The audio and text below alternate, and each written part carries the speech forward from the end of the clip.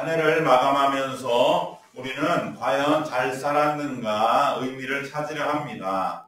우리가 그렇지 못했다고 하는 생각이 들 때에 우리는 또 헛된 것에 희망을 품고 살았던 것은 아닐까 하는 의심이 들 때 우리는 흔들리게 됩니다. 오늘 본문의 세례 요한이 바로 그러합니다.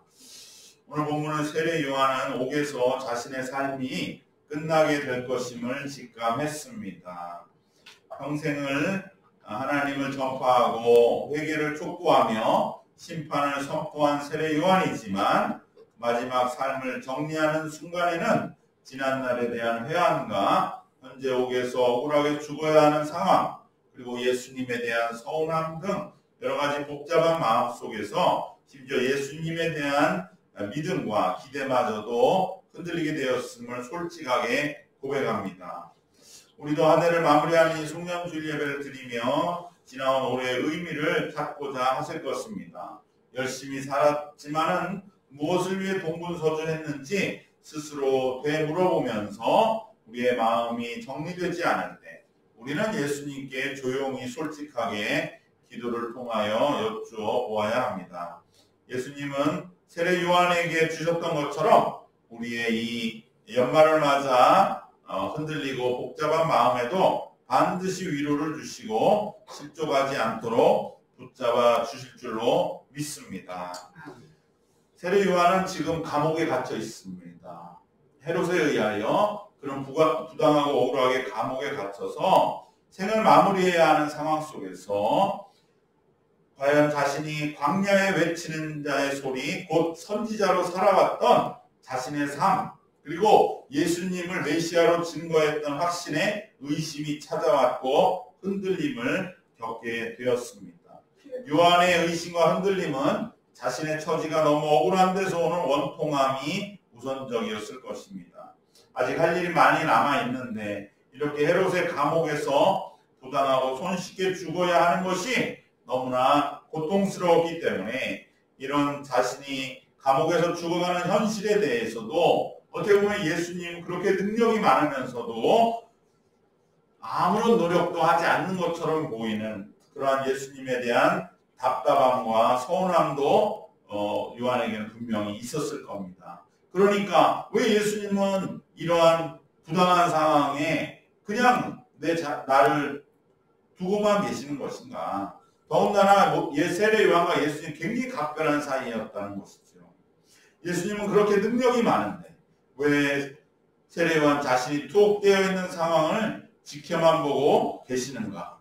왜 헤롯을 심판하거나 요한의 억울함과 투옥의 부당함에 대하여 예수님은 한 번도 목소리를 내지 않는 것일까라고 요한은 아쉬움을 분명히 감옥에서 삼켰을 것입니다.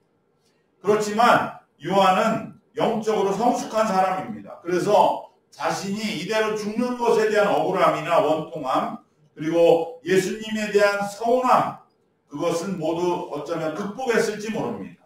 그래서 자기가 그러한 감정에 대한 혼란은 극복했을지 모릅니다. 그런데 문제는 무엇인가? 바로 그럼에도 불구하고 예수님은 진짜 우리에게 무엇을 바라는 것일까?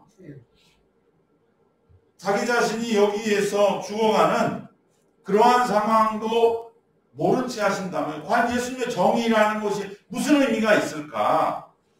그리고 그러한 예수님을 의지하고 믿었고 전했던 내 인생은 과연 헛된 것은 아니었는가? 라고 하는 그러한 의심과 큰 회화인 것입니다. 사람은 죽을 때 지나온 시간들 속에서의 의미를 찾고자 합니다.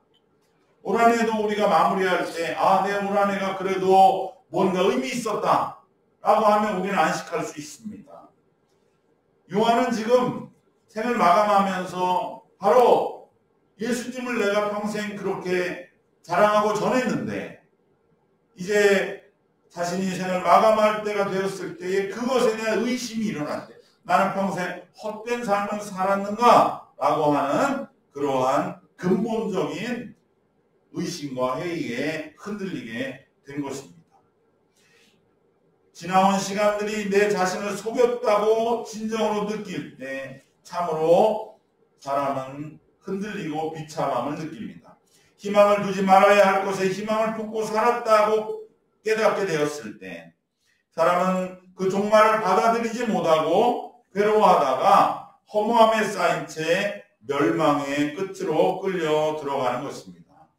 요한이 예수님께 제자를 보내서 물었던 물음은 바로 이러한 괴로움으로부터 구원받고자 하는 마음이 담겨있는 물음이 바로 오실 그이가 당신이오니까 우리가 다른 일을 기다리오리까라는 물음입니다. 요한 자신은 이대로 죽어야 하는 억울함도 받아들였고 예수님이 자신을 구출해 주지 않은 것에 대한 서운함도 다 풀어버리고 적었습니다. 그렇더라도 예수님을 참 메시아로 외치며 살았던 지난날의 인생 자체가 그러면 잘못된 것인가 라고 하는 그러한 물음인 것이죠. 난로를 여기 안에 키워주셔요. 예수님은 진정한 메시아가 맞습니까? 그래서 예수님께 희망을 품고 예수님을 전하며 살았던 요한의 인생이 헛된 것은 아니었는지를 예수님께 묻고 있는 것입니다. 그때 대답으로 예수님께서 친히 주신 말씀이 오늘 본문 4절과 6절의 말씀입니다. 바로 예수님은 세례 요한의 그 물음에 대하여 하나님의 나라가 실현되고 있다는 것을 계시해 주십니다. 예수님은 세례 요한의 제자들에게 하나님의 나라가 예수님과 함께 이루어지고 있는 것을 보고 들은 대로 가서 전하라고 말씀하십니다. 영원한 하나님의 나라를 이루시기 위해서 예수님은 오셨고 이루고 계심을 잊지 말라는 것입니다.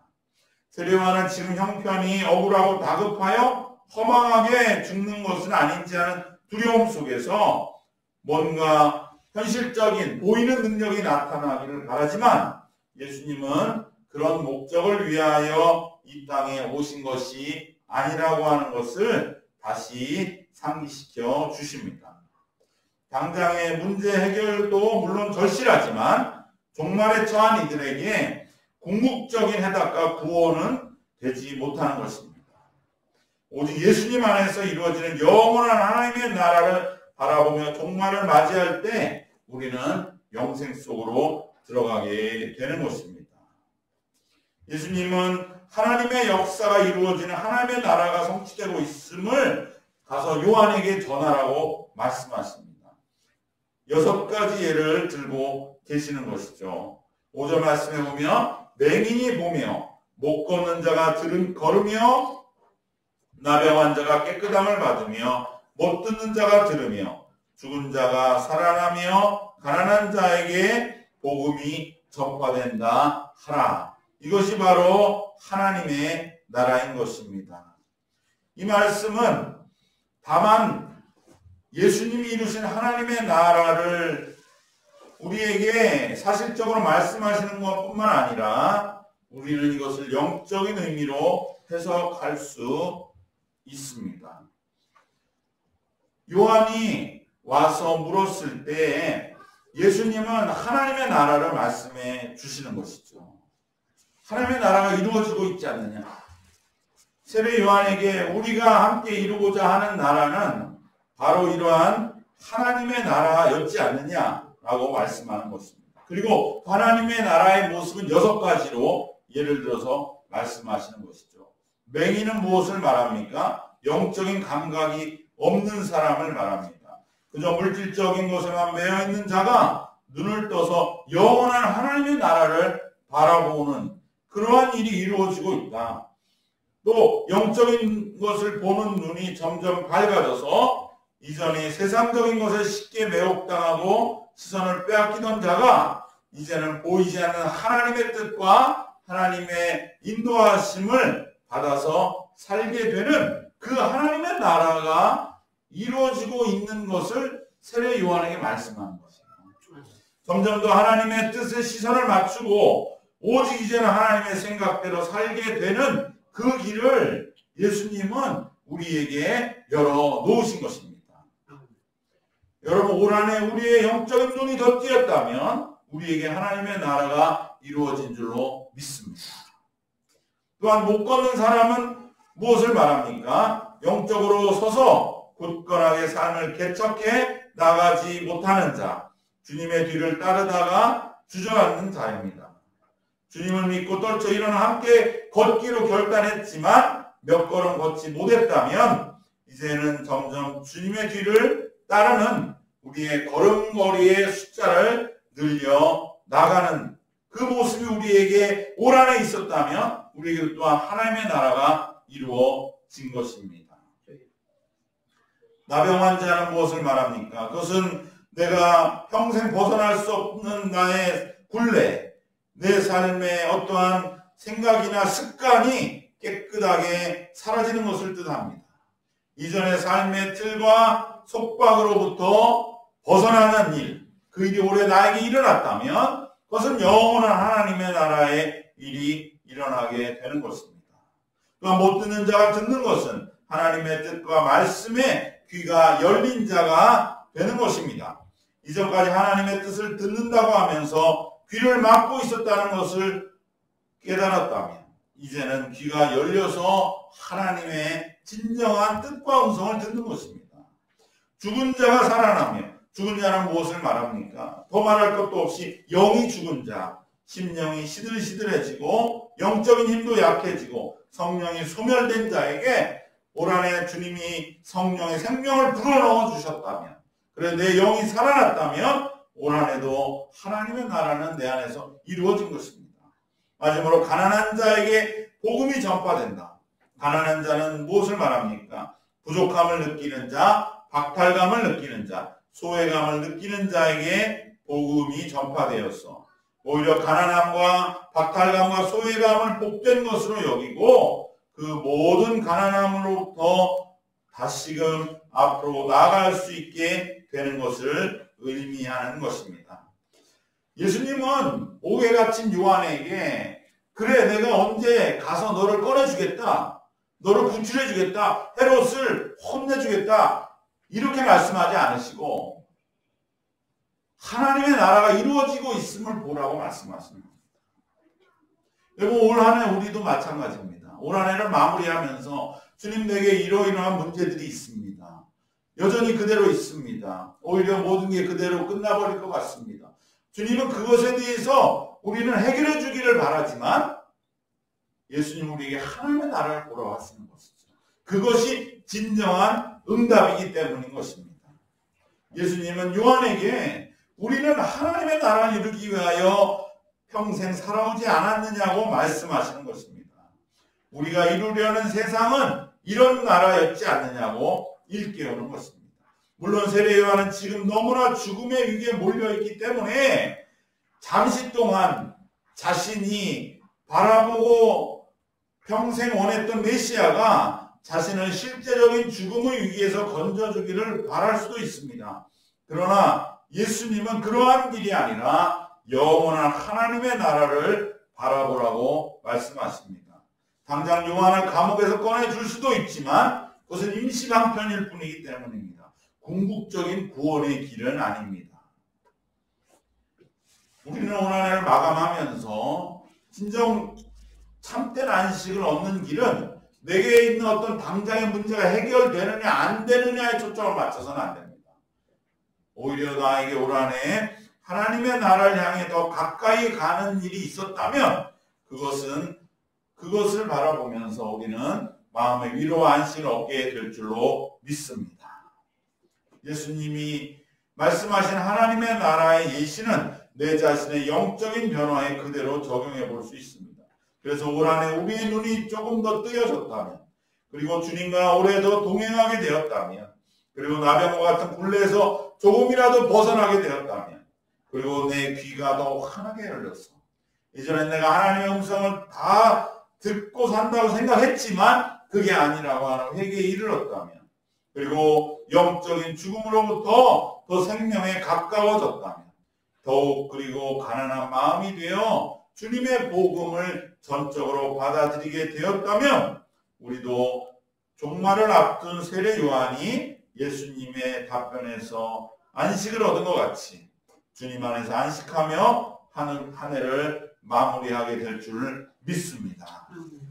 우리도 올 한해 내 자신을 당장 감옥에서 꺼내주는 일이 없다고 해서 예수님의 메시아 되심을 의심하고 흔들림으로 한 해를 마감할 것이 아니라 진정 우리 안에 믿음의 진일보가 있었는가, 하나님의 나라를 이루어가는 징표가 있었는가, 이 6가지의 하나님의 나라가 내 안에 이루어졌는가, 그것에 대한 조금의 진전이 있었다면, 나의 눈이 띄어져서 이전에는 내가 볼 수 없었던 것을 보게 되었다면, 내가 주님과 더 한 걸음 더 동행하게 됐다면, 또 내 귀가 열려서 듣지 못하던 것을 듣게 되었다면, 나의 평생 나병과 같은 벗어날 수 없는 것 같은 나의 이 문제가 해결되는 그러한 하나님의 은혜를 누렸다면, 그리고 우리의 영이 날마다 다시 살아나고,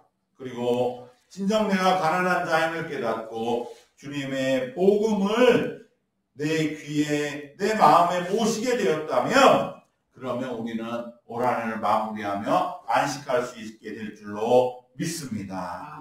오늘 말씀 3가지로 결론을 맺겠습니다. 우리는 올 한 해를 마감하면서 현실적인 어려움 속에 세례 요한처럼 흔들림을 겪을 수 있지만, 그때 우리는 세례 요한이 예수님께 제자들을 보내서 자신의 흔들림을 솔직하게 고백하고 답을 얻은 것처럼 우리들도 예수님 안에 올 한 해에 굳건한 안식을 향한 답을 얻어야 할 줄로 믿습니다. 예수님은 그러한 세례 요한과 우리들에게 하나님의 나라를 이루어지고 있음을 답으로 제시해 주십니다.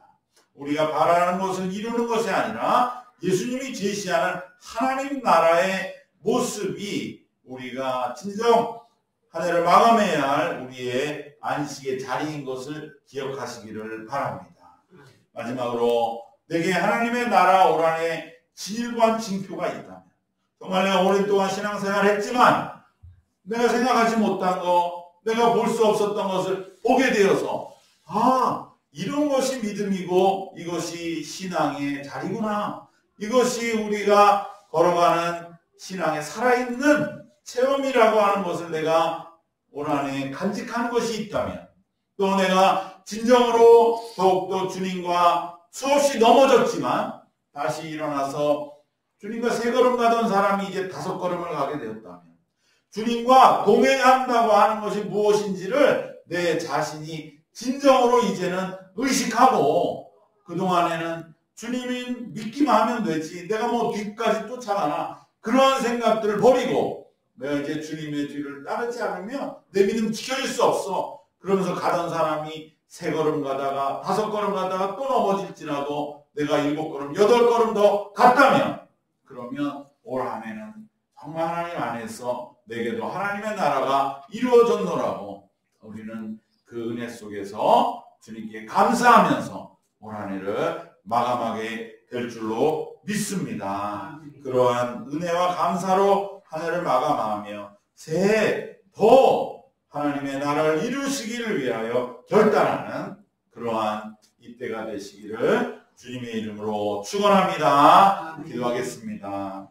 주님 은혜와 사랑을 감사드립니다. 한 해 동안 여러 가지 일들 속에서 지켜주셨지만 우리의 마음은 때로 현실적인 문제 속에서 흔들릴 때에 우리에게 주시는 하나님의 나라가 이루어지고 있음을 보며 주님의 이 놀라운 은혜 안에 안식하는 이때가 되게 하여 주시옵소서. 그리하여 한 해를 주님의 은혜 속에 마무리하고 더 하나님의 나라를 이루어가는 2025년 새해를 바라보게 하여 주시옵소서. 함께 하심 믿사옵고 주 예수 그리스도의 이름으로 기도드리옵나이다. 아멘.